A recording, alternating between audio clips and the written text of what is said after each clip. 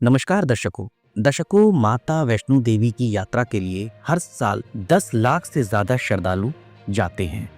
जम्मू के रियासी जिले में माता वैष्णो देवी तीर्थ यात्रा के लिए आधार शिविर कटरा के एक होटल में कथित तौर पर शराब पीने के आरोप में सोशल मीडिया इन्फ्लुएंसर औरी के सहित 8 लोगों पर मामला दर्ज किया गया है।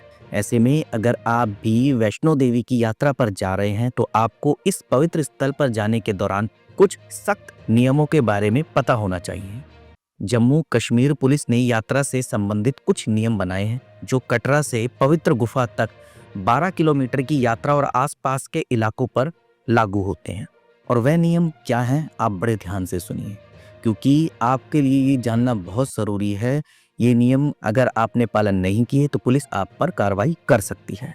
सबसे पहला, शराब न केवल कटरा में बल्कि अरली, हंसाली और मटियाल जैसे आसपास के गांवों में भी प्रतिबंधित है, इसलिए आप इसका सेवन बिल्कुल ना करें और ना सेवन करने की सोचें।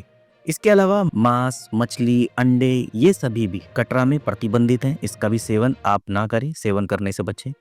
इसके अलावा तंबाकू, सिगरेट, बीड़ी, माचिस और अन्य नशीले पदार्थ बाणगंगा से आगे प्रतिबंधित है। बाणगंगा एक पवित्र पड़ाव है जहां कई भक्त अपनी यात्रा जारी रखने से पहले स्नान करते हैं।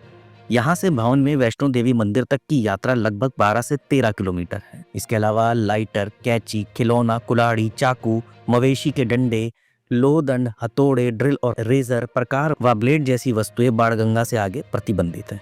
इसके अलावा ज्वलनशील पदार्थ जैसे कि खाना पकाने के ईंधन, गैसोलीन और गैस मशालों को बाणगंगा से आगे ले जाने की अनुमति बिल्कुल भी नहीं है।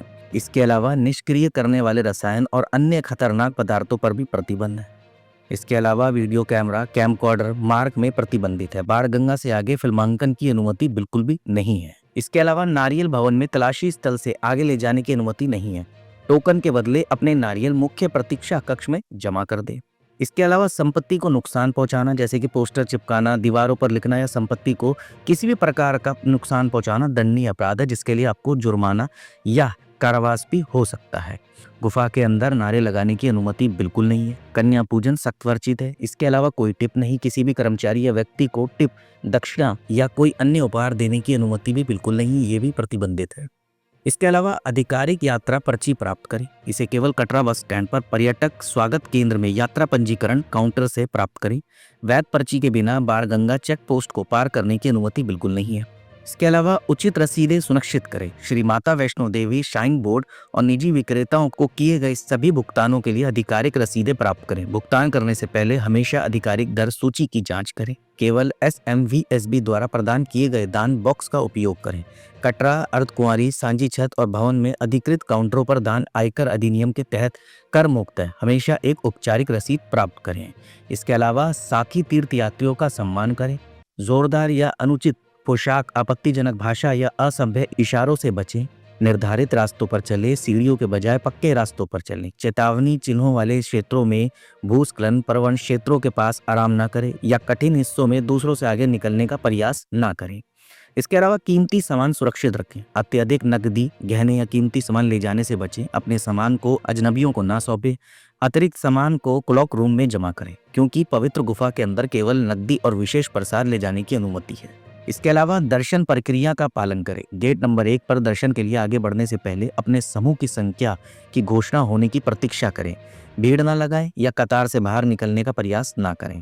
इसके अलावा भैरव दर्शन, पवित्र गुफा में दर्शन के बाद ही भैरव मंदिर के दर्शन किए जाते हैं, तो वहां जाकर भी आप दर्शन करें।